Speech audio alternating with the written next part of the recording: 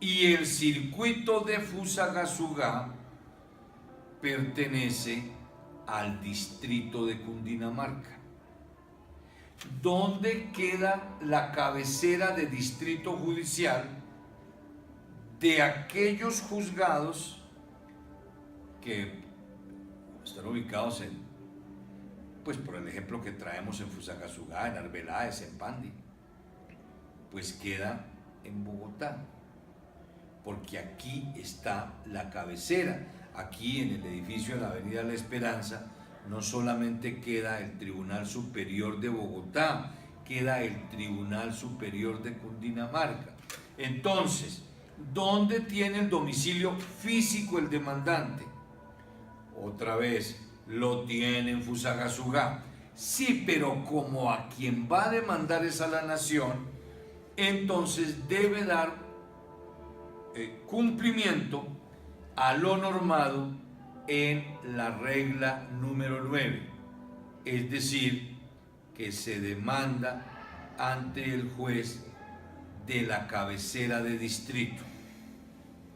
Cambiémosle de ciudad, vive en Girardot, cambiémosle, vive en Chocontá, vive en Caquesa. Todas estas ciudades son circuitos, las que acabo de mencionar, pero la regla novena no dice que se demande ante el juez del circuito, dice que se demande ante el juez de la cabecera de distrito, o sea, Bogotá, porque aquí está la cabecera de distrito judicial, por Bogotá ser la capital del departamento de Cundinamarca. O la persona vive en Piedecuesta, Santander, y va a demandar a la nación. ¿Puede demandar en Piedecuesta? No. Entonces pregunte, Piedecuesta, en últimas, ¿a qué distrito judicial pertenece? Es que pertenece al distrito judicial de Bucaramanga. Demanda en Bucaramanga. ¿Cuál es el propósito?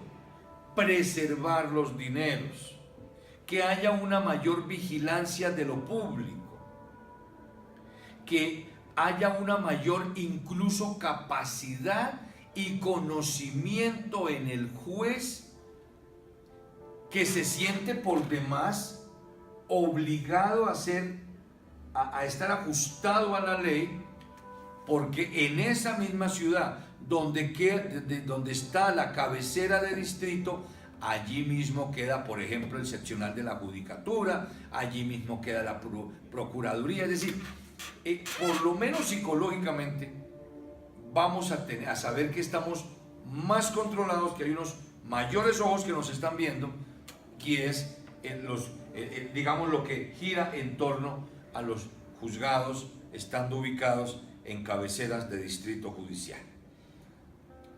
De ahí también vamos a dar un saltico, porque los demás lo vamos a ver cuando estudiemos esos procesos en particular. Vamos a mirar, damos un saltico al numeral 12 del artículo 28. ¿Y qué nos dice el numeral 12? ¿A qué fuero refiere el numeral 12? Respuesta: al fuero sucesoral. Lo menciono a veces en los preparatorios. Le pregunto al muchacho o a la niña que está presentando su preparatorio: ¿por qué proceso todos quienes estamos en este salón, en este instante, por qué proceso pasaremos todos algún día? Por supuesto que no es el divorcio, porque queda uno que otro inteligente que no se casa.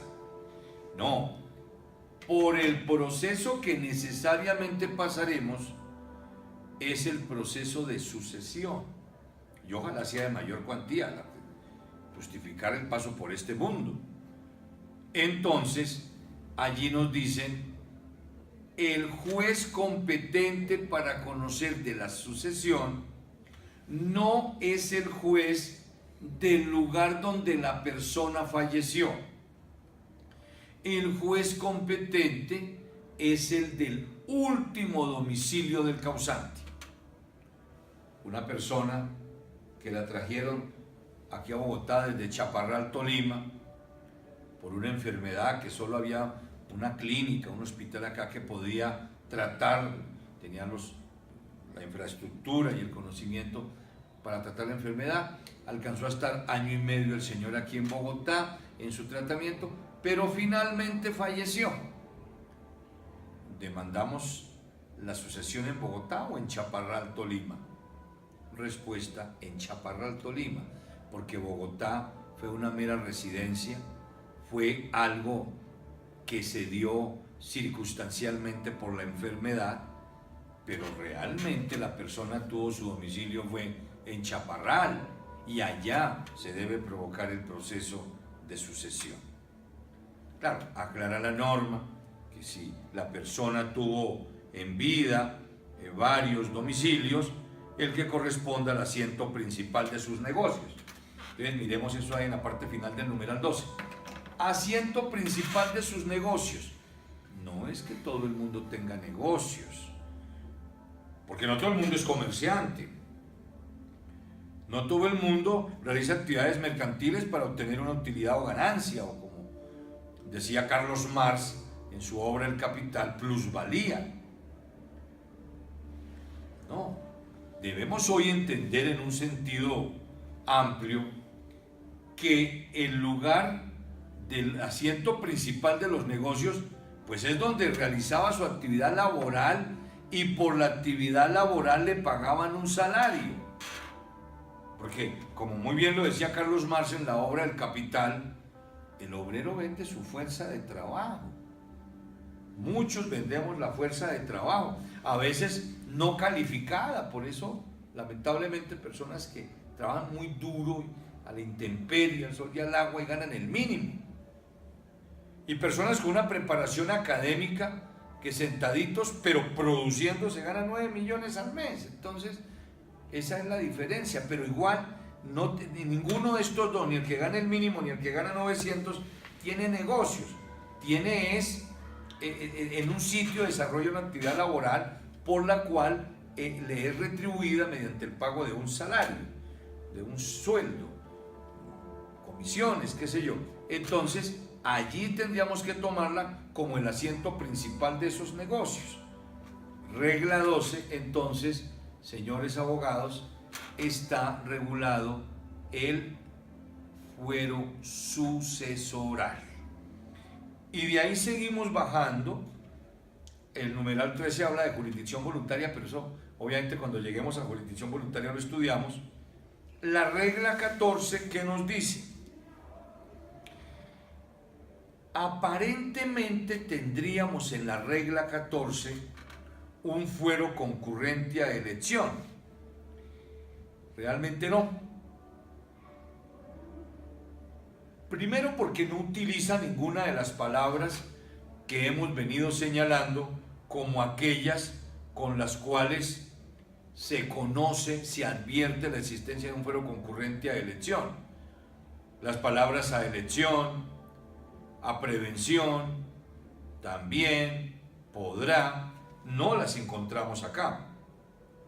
Y no podríamos encontrarlas porque realmente en la regla 14 no hay un fuero concurrente a elección. Claro, la pregunta que ustedes están haciendo en este instante, con toda razón, es, bueno, ¿y por qué Arévalo está mencionando el numeral 14? Por la importancia y para que no se nos genere confusión.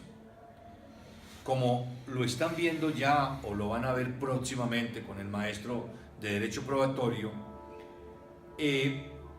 los principios de inmaculación y de aseguramiento de la prueba encuentran terreno abonado en las denominadas pruebas extraprocesales, que otrora el CPC las denominaba pruebas anticipadas.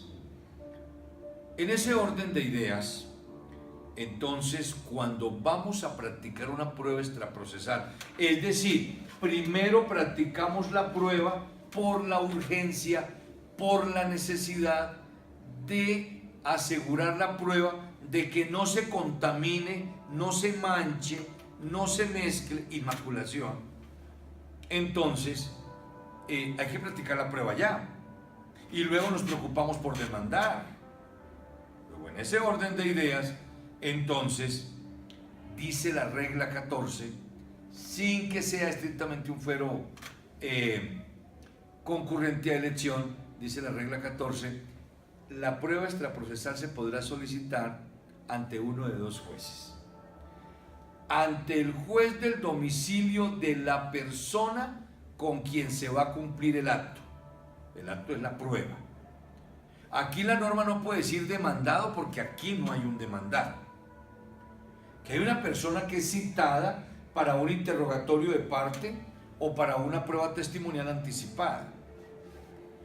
O se podrá practicar la prueba extraprocesal ante el juez del lugar donde deba practicarse. Eso no estaba en el Código de Procedimiento Civil.